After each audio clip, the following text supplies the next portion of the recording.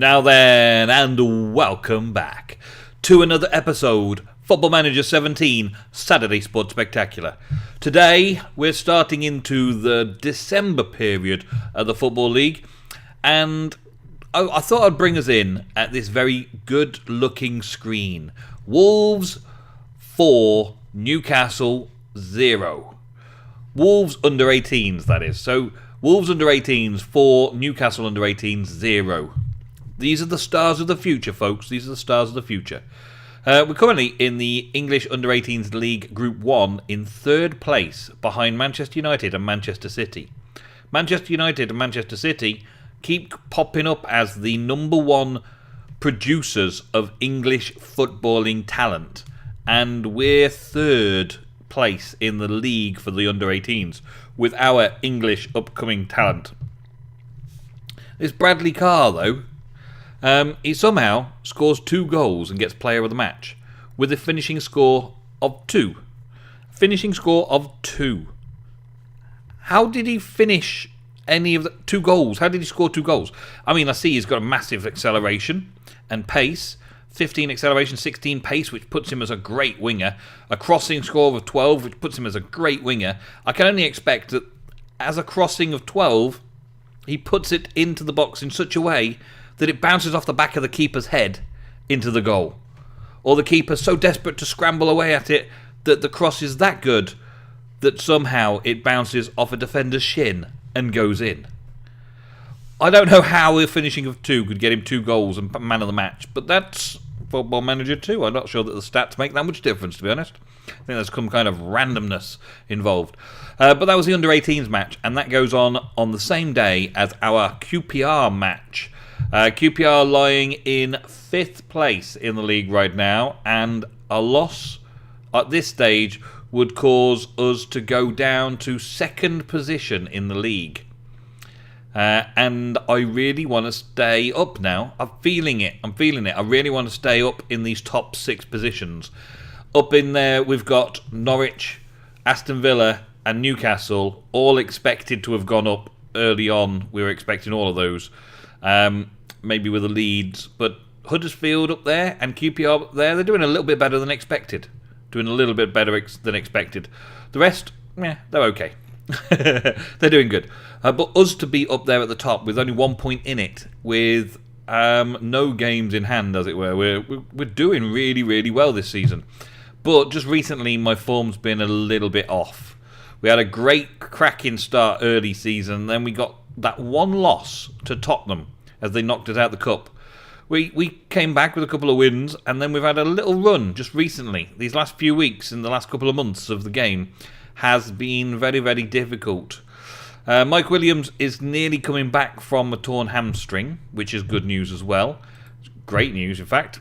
But we don't need another defender. We've got Stearman, who's doing a great job at the centre-back, and Bath, of course, doing a great job at the centre-back. So why we need Williamson back, I don't know. It'll take him a long time to get fit again, because he's at 17% physical condition and only 35% fitness, because he's been off for so long. But he's out for 3 to 5 weeks now, so we're looking by New Year, he should be ready to resume training and get on with stuff. Apparently he's tired and in need of a rest. What am I supposed to do with you? Give you the next 6 weeks off training? I'm going to rest you for a week and see what happens. I don't know. He's not playing for 3 to 5 weeks anyway. We've got to get through December in this episode. I don't want to change my tactics. I'm kind of sticking with the same formation. Dicko and Bodvarsson still are on a promise at the minute to get more time in. So I'm going to give Dicko another good start today because he did have good form for us in the last episode. So let's see if he's any good today. I really want to bring Joe Mason back in, though, because Joe Mason had a great start to the season with us. And that is important. The great start to the season is a good thing. We're up against QPR. QPR's doing a 4-4-2, 2 being in front and each other. The shadow striker supporting the front man up the front there. The front man up the front there. No wingers putting in crosses, so we don't have to worry about the crosses. Our fullbacks should be able to do full attack because our defensive three here can take care of those two in the centre there. So we should be able to mark them up nicely. And our midfield, our fullbacks will be more midfield than anything else, being the wingers there. So we'll win the battle in midfield, and hopefully Costa and Calvario can bring Dicko in for some poacher goals of awesomeness. We're showing tight marking of these two. Yes, of course. Closing down. I am going to always close these down. This guy, Michael Lindemann, just doesn't choose closing down as a thing. He's not bothered about closing down. I think he just avoids it altogether. But I'm going to go in with it as I normally do. Adding the closing down. And we're going to calmly this time, tell them that the media have been praising you lately, but don't let that put pressure on your performance. Yes. I calmly say I want to see a solid defensive game. I calmly say I want to control the midfield. They seem confused and demoralised. Why? When I expect a performance. And passionately say, get out there and score some goals. Why do they seem confused and demotivated? What did I say wrong? I expect you to control the midfield out there. Maybe because there's only 2 midfielders and they've got 4. Maybe, maybe not. I don't know why that suddenly changed. It doesn't really give me any indication as to why they are confused and demotivated. I expect performances all the way through. Don't let that put pressure on their performance, but then I expect a performance. Maybe that's what I've done. Yeah, I've said don't put pressure on your performance, but at the same time, I've asked them for a huge performance. Oh, well, let's see how it gets on. I hope I don't lose this now because of the silliness of that. A little bit of a team talk at the start there. Okay, well, I'm going to team talk and I'm going to passionately encourage them for now, just to get them started off on the right foot. We are winning in the crosses. Okay, good. Dicko in. Dicko scores. Did that come off a defender there? I think it did, but it counts for Dicko's goal. An excellent start on 17 minutes. Let's see the highlights. Look at this. He dribbles it all the way around the box, around the area, and then it clips off the defender. It does clip off the inside of the defender's arm by the looks of it there. What a goal. What a goal. So it's like he meant it though, because he's got the goal. He's got the 1 point there next to his name. Awesome. Now, do they get one back quick? Are they going to get one back in quick succession? Are we going to be able to defend against this? He's through on the goal. Carl manages to save that and put it out for a corner, which is good. Good. And we clear it out very swiftly. Yes, and it's gone. Cody out to Dicko. Dicko on his own up there, and it goes off the highlight. So obviously that didn't turn out to be anything. But we did clear the corner after a fairly good shot at goal. Heart racing moment. We have 56% of the possession, which I always like to have lots of possession of the ball. If we've got possession of the ball, we are doing well. I'm going to passionately say there is room for improvement. They've gained confidence a bit. Well, get out there and get stuck in. I am going to once again passionately tell them to concentrate, because concentration after half time is very, very important. You can quite easily lose to the motivated opposing team, especially when you've had a half time where you've been 1-0 up. The opponents go in and they get shouted at and they come out determined to score a goal, and you kind of come out going, well, we're 1-0 up, we've got this game in the bag, let's just chill out. No. Concentrate on what you're doing. Get ready to play this game and make sure you don't lose it. We're 54% possession and they're getting more corners again. They're getting more corner in. And it's a goal from Rain. Oh, they get the equaliser. Midway through the second half. And it's a good goal. It's a cracking attempt. I think it came from the corner there. Passes it straight out. And there were so many bodies that it could have been stopped by. I don't see how we didn't stop that, to be honest. That was just a cracking goal, I guess. Let us see about substitutions. I'm going to bring Poyet on for Sass. He seems to be having a good game, Sass, but Poyet needs a little run as well.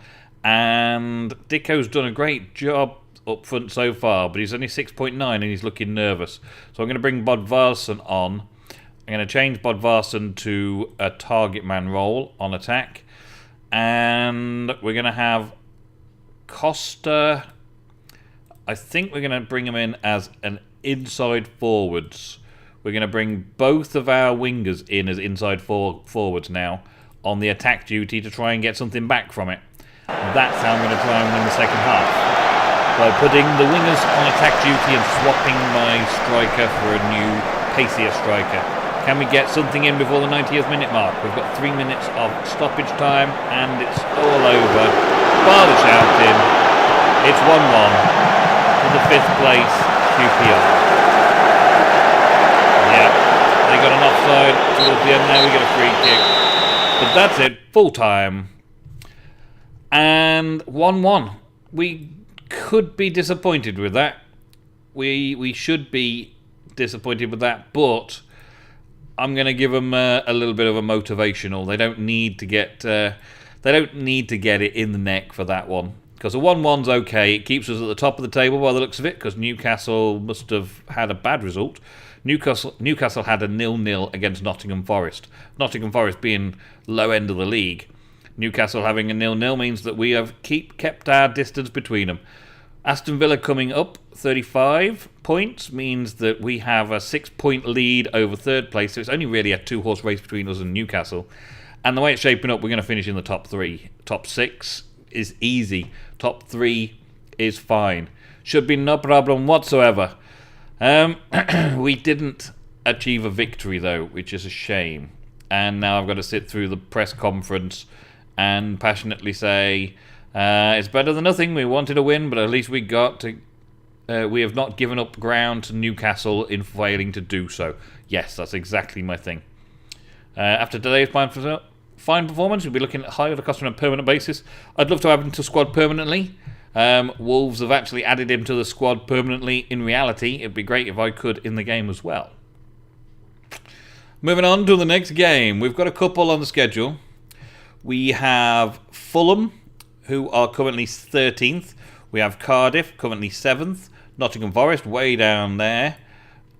Bristol City, 24th. And then we're QPR again at the end of the month. Now, I think Fulham and Cardiff, they should all be easy enough games. So maybe we'll fast forward now to the end of the month where we play QPR for the second time and see if we can do better in the rematch. Wow, what a month it's been. It's been, yeah. I don't know how to describe the matches I've just played through. QPR, obviously, a 1-1 draw. About the same as Sheffield Wednesday. Yeah, we had a bit of a difficult situation against them. But a 1-1 draw against QPR was okay, I suppose. I think we should have won, especially with the early goal from Dicko. And we're back now with the replay, as it were, the match at the end of December, shortly before the transfer window opens, and I get to have a severe look at the team and see where we're going wrong. Fulham, a very good team. Fulham, don't get me wrong, they're a very good team. We managed to hold them off to a 0-0. A 0-0. I was hoping to get something out of it because we were doing okay in the match. We were winning most of possession and all that kind of stuff. We were doing a lot of work in the match, but it still ended up a 0-0. And I can't understand why our scoring has gone down so much. Since the start of the season, we had a lot of scoring. So I had a little change around of the formation. And we played a game against Cardiff. And Dicko manages to score in the 75th minute. Now, at this point, all of my strikers have had their time on the pitch. And they're all happy that they've had enough time this season so far. And they've stopped moaning at me for not choosing them. So I tried Mason. And Mason just didn't work out for me at all.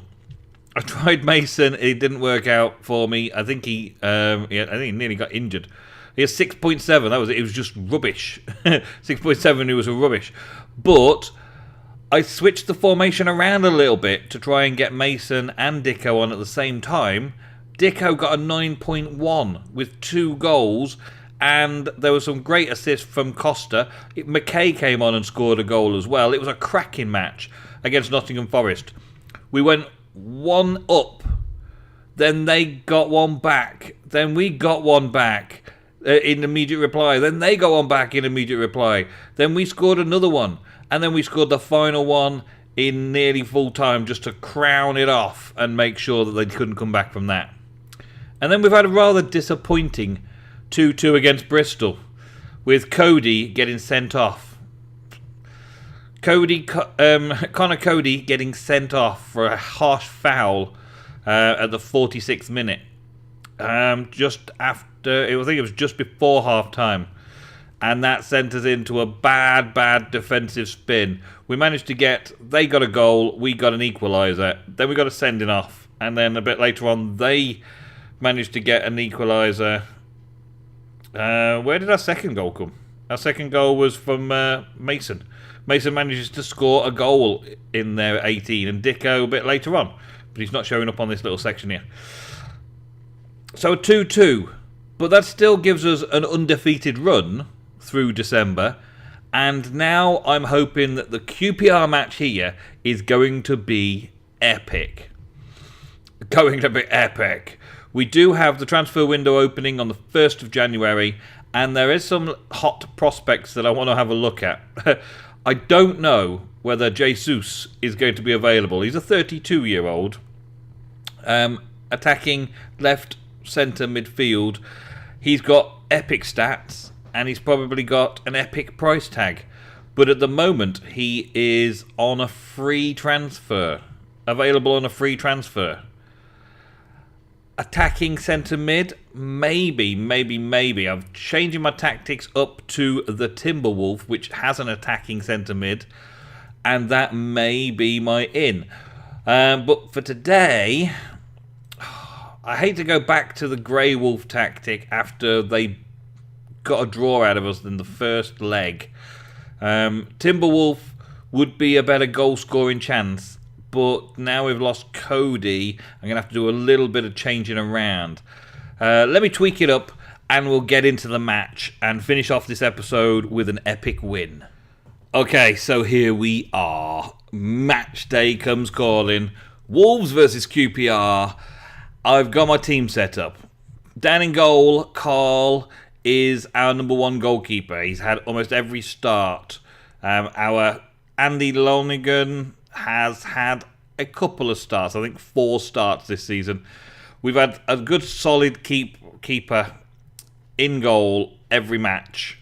And we don't let in a lot of goals. Touch wood, fingers crossed and all that. Our back 4 has very rarely changed as well. The one thing that I will say is that Doherty is out. In this transfer window, I've got to get rid of him. He's decided he's had enough. He wants out. He was my defensive right back. And I wasn't using him anywhere near enough. Dominic was getting used in the right back role because he's a better player. And Silvaro is a better player and he's getting used in the right back role in rotation. So Doherty, there's just no space in the team for a defensive fullback. I need fullbacks that can do the attacking as well. Silvaro starting today. Bath and Stearman in the central position in defence there. Good, solid. They've been there virtually all season. Every now and again, Courtney comes on to substitute for one or the other. And we've also got Williamson, who's not really as good as them, but he's coming back off injury, and that should give us another option for rotations. And then on the left, we've got Borthwick Jackson, the youngster from Manchester United. We could, of course, have Silvaro over that side, and we've got options on this side, but Borthwick Jackson has just proved to be the best on that wing, going up and down, working with Costa. Speaking of midfielders, we've got Prince and Price, as Cody has picked up a suspension, a 1-match ban for his red card last game. Shame, but the 3 of them and 2 positions means I've got a good rotation between the 3 players. So if one of them gets a suspension, it doesn't really matter. If one of them gets an injury, then, well, I've still got 2 good players. They're getting rotated quite a bit between matches. They're all about the same, really. Some of them have slightly different abilities than others, but I'm pretty sure that Connor, the vice captain, is just slightly better than Price and Prince. Just slightly better, only slightly. But there's not much in it, and they all work nicely together in midfield there. And then we've got our epic Costa and Calaverio. They are epic going forwards. I've actually got them set slightly different. Cross from the byline and aim for the centre on both of them. And Dicko is he's just there. He's there in the channels waiting for those crosses to come in. And we've had quite a few goals coming in from Calaverio, kicking it across there. He's actually got the most assists for the season so far. He's doing a very good job with assists this season. He's getting lots and lots and lots in there from that. Look at his stats. He's amazing, isn't he? He's awesome. And all those assists this month, all them assists this season have set him high in my books, and he's earned his place in the side forever. And then I'm bringing David Edwards on today. I've recently been playing Joe Mason because he's a attacking centre mid or striker. As a striker, he's been doing very well for us in the early season and scored quite a lot of goals. Until Dicko came back, and now Dicko's supposed to be my hot scorer. So I tried Mason in the attacking centre midfield role, and he scored a couple of goals from the shadow striker position. Pretty cool. But today, I'm going to try giving David Edwards a little blast, because they won't be expecting that, will they? Because he's not been played yet this season. Let's see how we get on, shall we? Okay then, boys, bring it on. See what we get out of this match today. We're fully into our attacking. We need to kind of retain possession. I'm not so fussed about retaining possession. This team tactic doesn't play around with retaining possession. Dicko's in with a chance, and he's in. Oh, what a goal. 30 minutes in, 8th goal. See, I don't need those extra retain possession type things in this tactic anyway. Edwards through. Dicko rounds his man nicely, puts the defence completely off its guard. See, why are they've got two Siamese twins in their defence there. Why are they going on with that? Retain possession. He still wants us to retain possession. Retain possession just allows us to do a little bit more of that. I'm going to allow them to retain possession, but give them slightly larger. Oh, Dicko's through again. Oh, I thought that was another solo effort. Now they've got the retained possession on, and they lose possession straight away. Savaro takes it through. Good. We're keeping control of it. Retaining possession. Let's see if it works. Second half.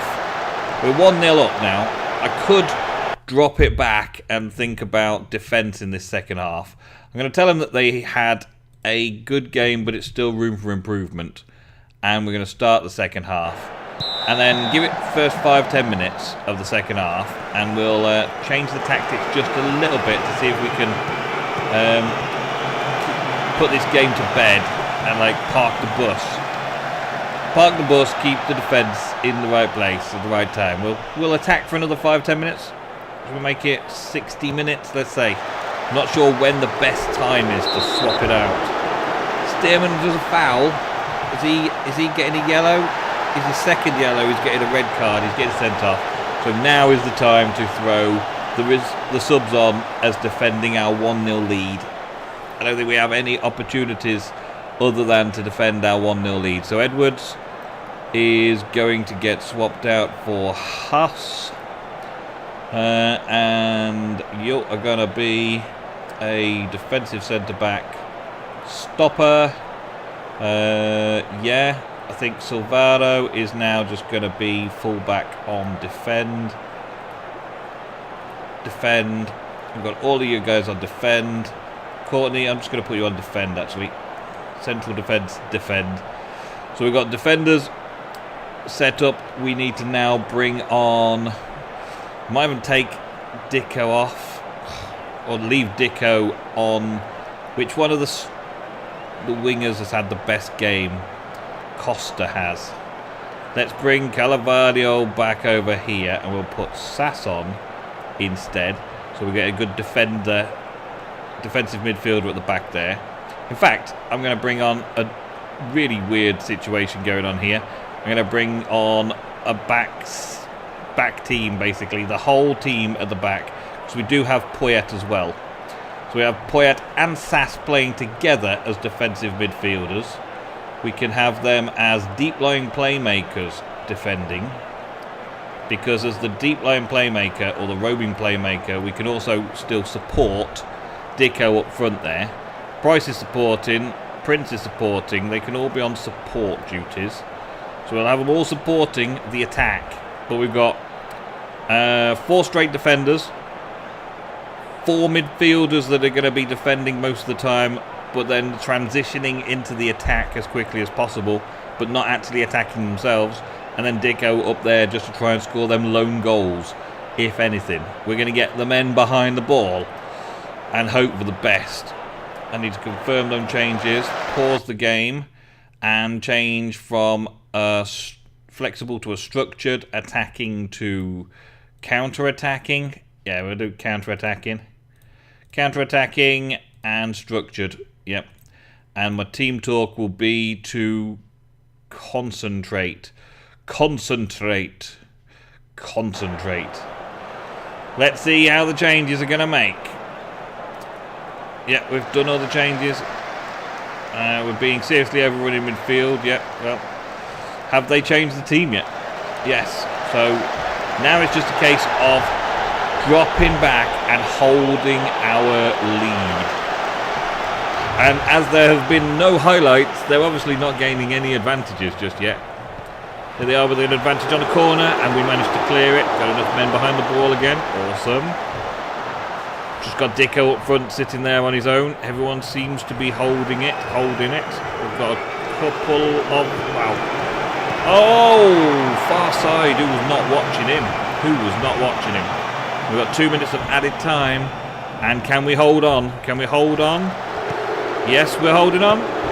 Yes, that's it. Clear it. Sass clears it. Extra men behind the ball. Defensive. Keep your shape. Keep together. Do not let them through. Don't give them any chances. A goal kick for us.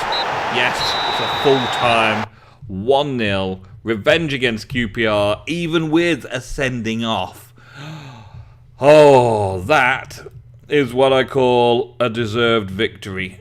Well done, lads. Well done. I'm not happy with Stearman getting sent off, but he's done me proud all season. So I will give him a morale boost.